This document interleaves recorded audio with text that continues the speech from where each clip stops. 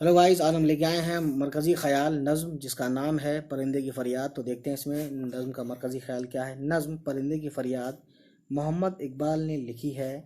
इस नज़्म के ज़रिए शायर ने पिंजरे में क़ैद परिंदों की फ़रियाद हम तक पहुँचाने की कोशिश की है।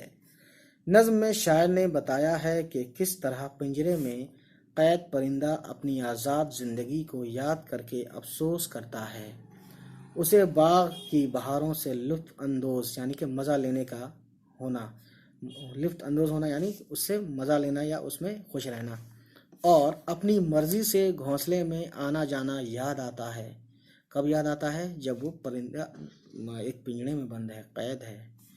वो मुस्तकिल यानी कि लगातार इस गम में मुब्तला है, यानी कि शामिल है गम में, मुब्तला है कि उसके साथी आज़ाद हैं। साथी बनाने के लिए बस ये छोड़ दिया इन्होंने, आज़ाद हैं, जबकि वो कैद में पड़ा अपने कैद करने वाले से रिहाई की फरियाद कर रहा है।